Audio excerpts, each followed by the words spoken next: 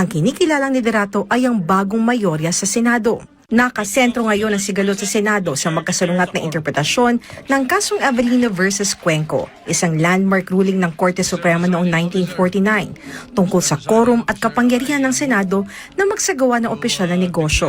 Ginamit ni Acting Senate President Sherwin Gatchalian ang naturang desisyon bilang legal na batayan sa pagdedeklara ng quorum sa 12 senador na naging daan sa pagkapalit ng liderato at reorganisasyon ng mga komite ng Senado. Ngunit mariing kinundi na ito ni Senate President Alan Peter Cayetano na iginiit na malinaw at itinatadhana ng konstitusyon na kinakailangan ng mayorya ng kabuuang 24 senators o hindi bababa sa 13 senador upang magkaroon ng wastong quorum at makapagsagawa ng opisyal na negosyo ang mataas sa kapulungan. Gayunman para sa Malacanang, ang kinikilalang liderato ay ang bagong mayorya sa Senado. Yun po ang nakikita na nararapat. Ito ang nakikita para maipakita rin sa taong bayan na kung may naganap na tamang proseso ay dapat lamang pong kilalanin.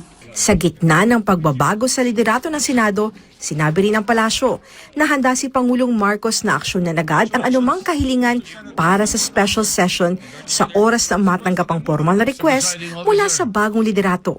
Well, anyway, ganito yan, no? Sabi nila sila ang magre-request for special session. So as soon as the new leadership will send the official request for special session, address to the President, then the President will act immediately on that.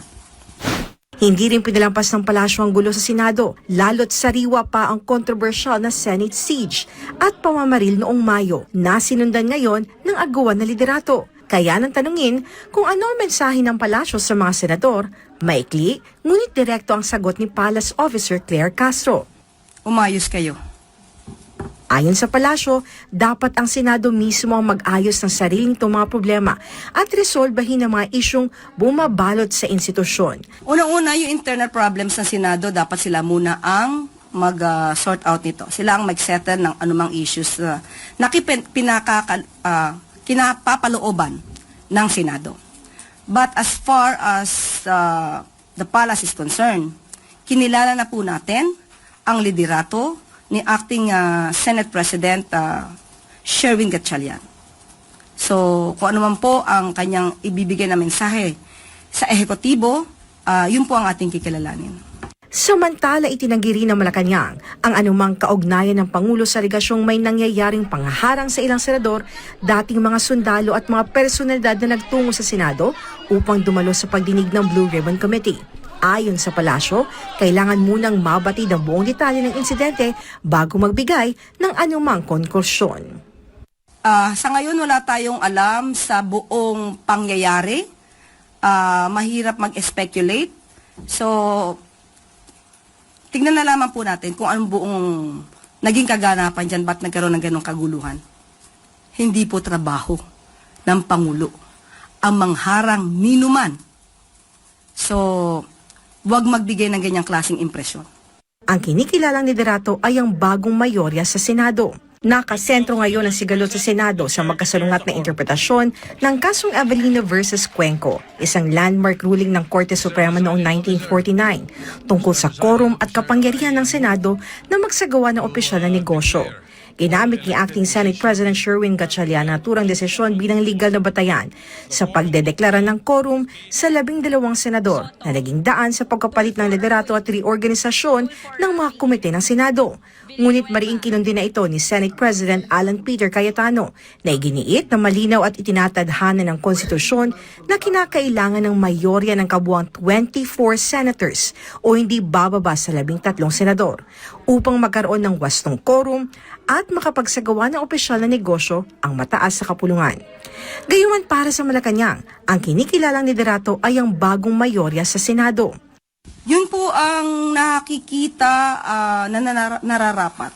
Ito ang nakikita para maipakita rin sa taong bayan na kung may naganap na tamang proseso ay dapat lamang pong kilalanin. Sa gitna ng pagbabago sa liderato ng Senado, sinabi rin ng palasyo na handa si Pangulong Marcos na aksyonan agad ang anumang kahilingan para sa special session sa oras na matanggap ang formal na request mula sa bagong liderato.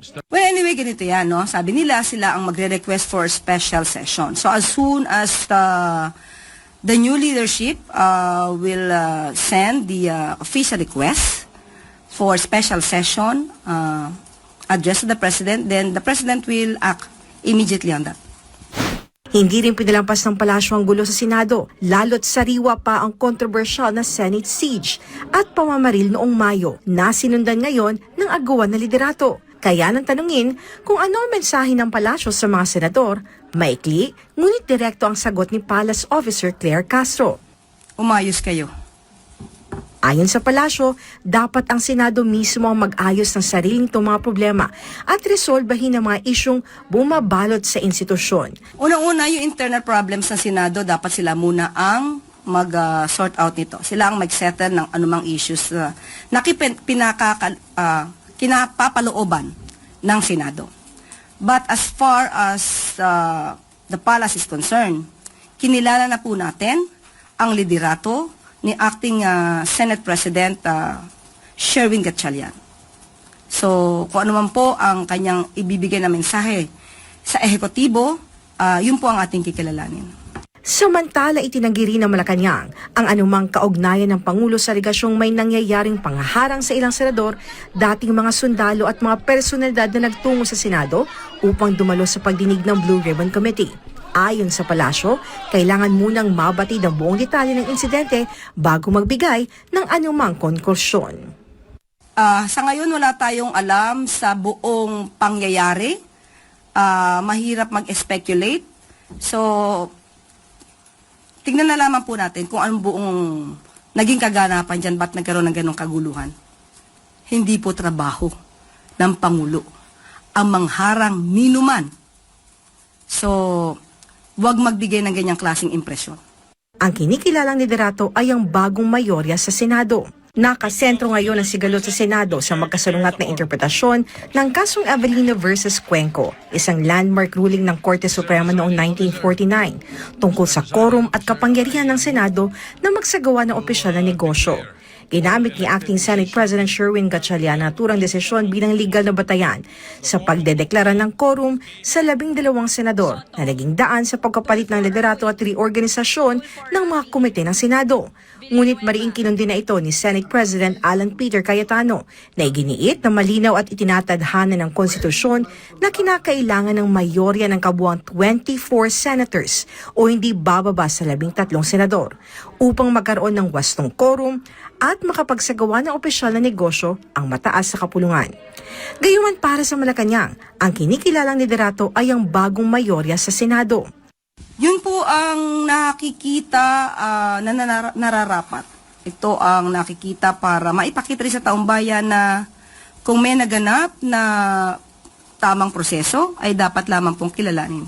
Sa gitna ng pagbabago sa liderato ng Senado, sinabi rin ng palasyo na handa si Pangulong Marcos na aksyonan agad ang anumang kahilingan para sa special session sa oras na matanggap ang formal na request mula sa bagong liderato. Well, anyway, ganito yan, no? Sabi nila, sila ang magre-request for special session. So, as soon as the new leadership will send the official request for special session addressed to the President, then the President will act immediately on that.